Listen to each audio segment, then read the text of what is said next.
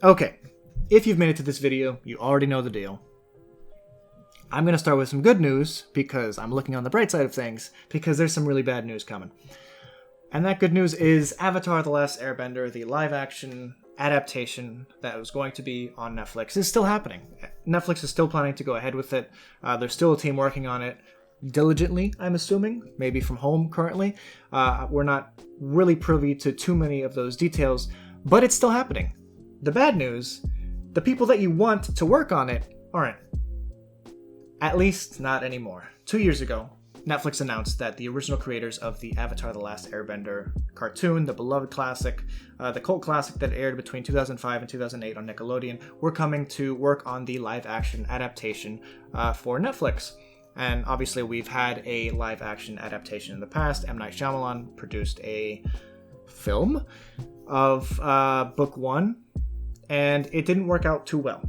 Since then, we've pretty much been in the dark as to what the overall goings-on for the adaptation were going to be. When I first heard the news, I was really excited. I hadn't watched the show in maybe 5 years at that point, and I was, I thought this was a really cool idea. Bringing the original creators on would be a surefire way to adapt it in a way that will please the fans, because they'll keep the canonicity strong, they'll keep the spirit of the show intact, and so on and so forth. All those good things.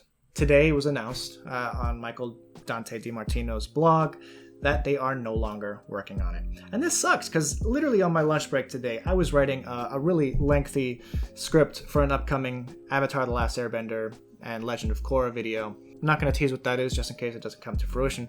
But I was working on something, and then the news dropped, and it was like, come on, no. And what's so interesting about this is that Netflix recently, within the past couple months, licensed Avatar: The Last Airbender to redraw interest into the series, and it blew up. It has blown up to a level of hype that I don't think Avatar: The Last Airbender has ever seen, because now it's pretty much available at everyone's fingertips. We even made a video explaining why it might actually be the greatest American cartoon of all time. With that hype, they recently announced that The Legend of Korra was also coming on to Netflix.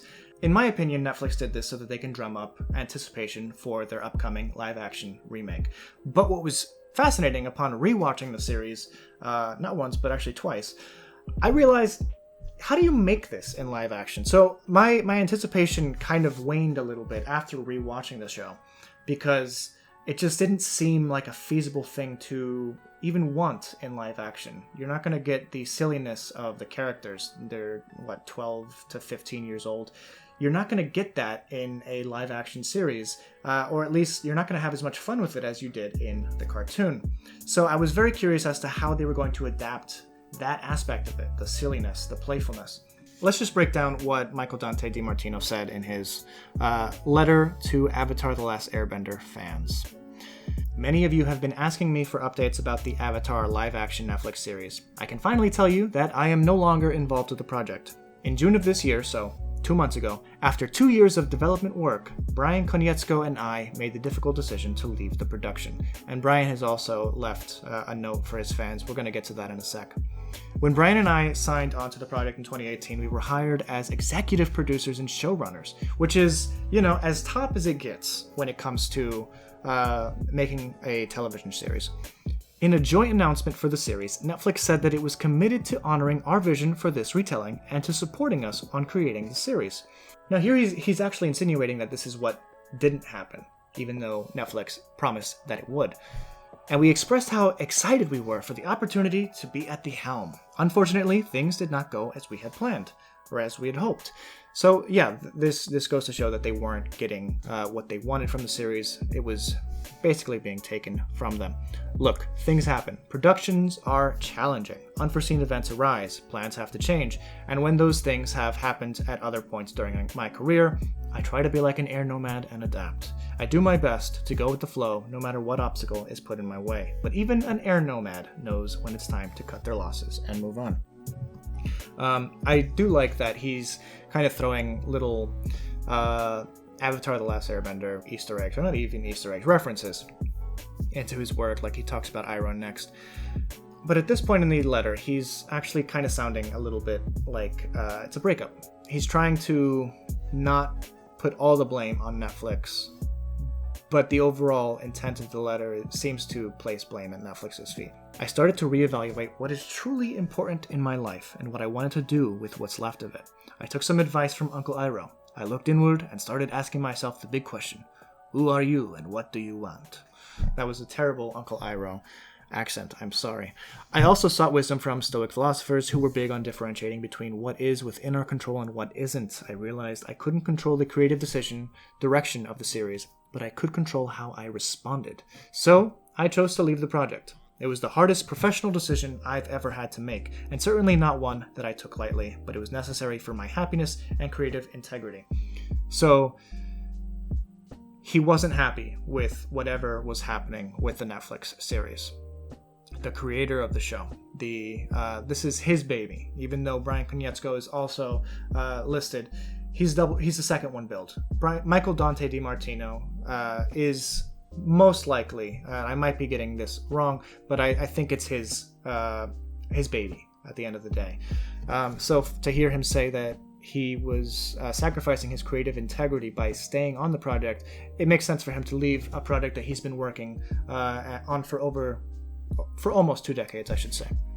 And who knows? And this is the part where I think Michael is throwing a lot of shade at Netflix. Netflix's live-action adaptation of Avatar has the potential to be good. It might turn out to be a show many of you end up enjoying. But what I can be certain about is that whatever version ends up on screen, it will not be what Bryan and I had envisioned or intended to make. And that's really sad.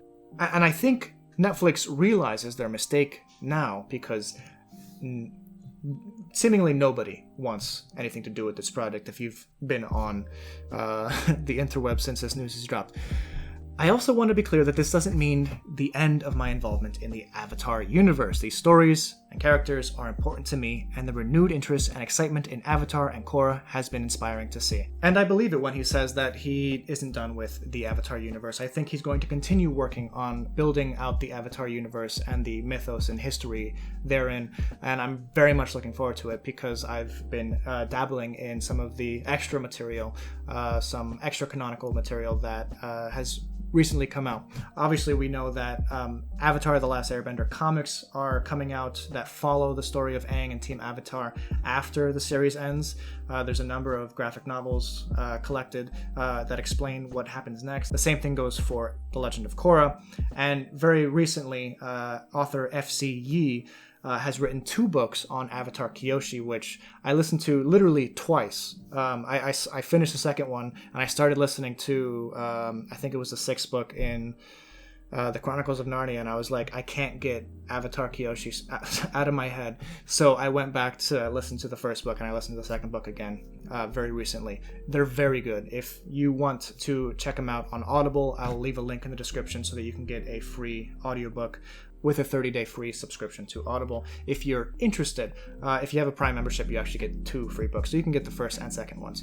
And those were really fun. Not like the greatest books I've ever read, obviously, but they're a lot of fun, especially if you're a fan of the Avatar universe and you just want to live in it a little longer.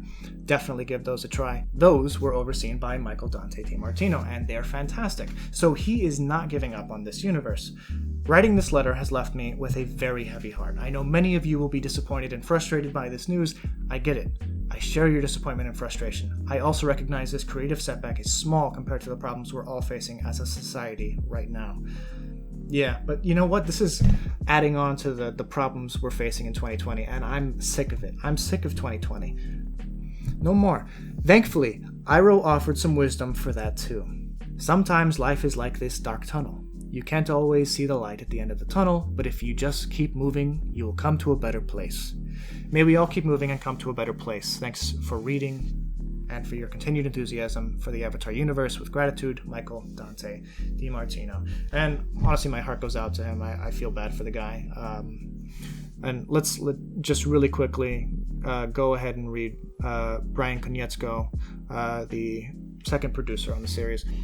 Before I get to the crux of this statement, I would like to make it clear that I am very aware and appreciative of the fact that I am in an exceedingly fortunate position, and that the following issues are indeed good problems to have, even more so now that we are in the grips of a global pandemic and a cratering economy which have left millions unemployed. With that crucial context, here's the big news from my little world. Michael DiMartino and I recently chose to leave Netflix's live-action adaptation of Avatar: The Last Airbender, the series he and I created together in 2002. We will have no involvement in the project moving forward. This is probably the most difficult decision I have ever made, but there is no doubt in my mind it was absolutely the right choice. When Netflix brought me on board to run this series alongside Mike 2 years ago, they made a very public promise to support our vision. Unfortunately, there was no follow-through on that promise. Okay, so he's actually not even pulling punches. I didn't actually fully read his statement. Though I got to work with some great individuals, both on Netflix's side and on our own small development team, the general handling of the project created what I felt was a negative and unsupportive environment. To be clear, this was not a simple matter of us not getting our way. Mike and I are collaborative people. We did not need all of the ideas to come from us. As long as we felt that those ideas were in line with the spirit and integrity of Avatar, we would have happily embraced them. However, we ultimately came to the belief that we would not be able to meaningfully guide the direction of the series. Though I am profoundly disappointed by how things turned out, there are wonderfully talented people who are still working on the series, some of whom Mike and I personally hired and got to know well during our time on the project. We worked very hard together towards a shared dream of how special this adaptation could be. I want to see them employed, and I hope they get the chance to do their best work on the series. Perhaps the team that remains might still be able to make something fans of the original and an entirely new audience can enjoy. By and large, I have an incredibly charmed career, and I am very grateful for it. And I am enormously lucky for the amazing global community of fans that has grown around the shows Mike and I have created and run together. I will continue to be deeply involved in the Avatar universe, telling the stories my partner and I want to tell in the way we want to tell them. I will put my time, energy, and talents towards the projects that give me the most fulfillment, and where I am afforded trust and respect. Life is too short to do otherwise. Will you watch the upcoming live-action adaptation of Avatar: The Last Airbender on Netflix? Personally, my anticipation of it went from like a 7, because I didn't think it could be adapted well to begin with, to maybe a 2, maybe a 1. I'm just not there anymore. My heart's not in it. As a fan, knowing so much about the backstory of this universe, you want to see it done correctly. And it just doesn't seem like that's their intent. Whether they have a message that they want to push, or they're just cutting corners left and right. They want to go a different route in terms of story arcs. They want to create an entirely new story based on these characters. I don't know what Netflix wants to do, but whatever it is, it goes against what Michael DiMartino and Bryan Konietzko want for the series. To end this on a little bit of good news, I think that this opens up the possibility for DiMartino and Konietzko to work on a new cartoon. I think this series works best in a cartoon form. Whether they're going to the Avatar after Korra, whether they're going to Avatars before Aang, maybe even Avatar 1, or Sito, or Kuruk, there's so many great stories that they could possibly tell. Kyoshi lives for 230 years. There's a lot of good stories in there. I want to know what you guys think. I think that they're probably going to start working on another series, and I think that's probably the best news possible. If you like this video, please be sure to give it a thumbs up and subscribe if you haven't already. And again, I want to hear your thoughts. Does this depress you as much as it depresses me? Because I don't know what to do anymore. 2020, am I right?